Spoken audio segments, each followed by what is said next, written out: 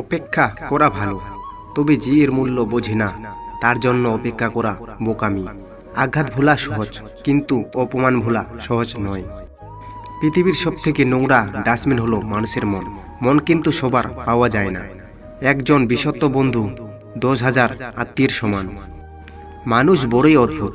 ভদ্র আচরণকে দুর্বলতা ভাবে, আর বদমেজাজকে ভাবে ব্যক্তিত্ব। কিছু অজানা প্রশ্নের উত্তর শুধুমাত্র সময়ের কাছেই থাকে। আদর্শবাণী সময়ের হলে সময় নিজেই সেই অজানা প্রশ্নের উত্তর দিয়ে দেয়। কুসঙ্গ অপেক্ষা সঙ্গী বিহীন থাকা অনেক ভালো। বাস্তবে বিজয়ী সেই মানুষ জয় এবং পরাজয় উভয়কেই গ্রহণ করে। তুমি ওই মানুষটাকে সর্বদা খুশি রাখো যাকে তুমি রোজ আয়নাতে দেখো। পরিস্থিতি যে কোনো সময় পরিবর্তন হতে পারে। জীবনে কাউকে কষ্ট দিও না। আজ হয়তো তুমি শক্তিশালী, কিন্তু সময় তোমার থেকে বেশি শক্তিশালী।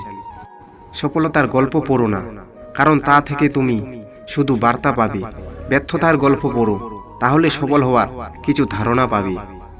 সবাই বলে প্রথম ভালোবাসা ভোলা যায় না, তাহলে মায়ের প্রথম ভালোবাসা আজ বৃদ্ধাশ্রমে স্থান পেত না। ভিতরের কান্নাটাকে চাপিয়ে দিয়ে হাসি মুখে থাকা মানুষটা জানে দুঃখটা কেমন। বিশ্বাস করাটা ভুল নয়, বিশ্বাস নিয়ে খেলা করাটা ভুল। ছেলেরাও কাঁদে যখন তাদের বোঝার মতো কেউ থাকে না। আমি স্বার্থপর নই, শুধু তাদের থেকে দূরে সরে যাই যাদের কাছে আমার কোনো মূল্য নেই। খারাপ থাকে অসুবিধে নেই, কিন্তু কারোর খারাপ হোক তা কখনোই চাই না। বেঈমান আর স্বার্থপর লোক কখনো নিজের ভালো ছাড়া অন্যের অনুভূতি বোঝে না। কাউকে প্রয়োজনের চেয়ে বেশি দাম দিতে নেই। দাম দিলে সে তোমাকে সস্তা ভেবে বস্তায় পুরে ডাস্টবিনে ফেলে দেবে। জীবনে হেরে যাওয়া বলে কিছু হয় না। হয় জেতার আনন্দ থাকবে, না হলে শেখার পরিস্থিতি থাকবে। অনেক কথা বলা মানুষটা যদি হঠাৎ চুপ হয়ে যায়, অনেক কথা বলা মানুষটা যদি হঠাৎ চুপ হয়ে যায়, বুঝে নিও আঘাতটা অনেক গভীরে লেগেছে। কার জন্য কাঁদছো তুমি, কার জন্য এত মায়া?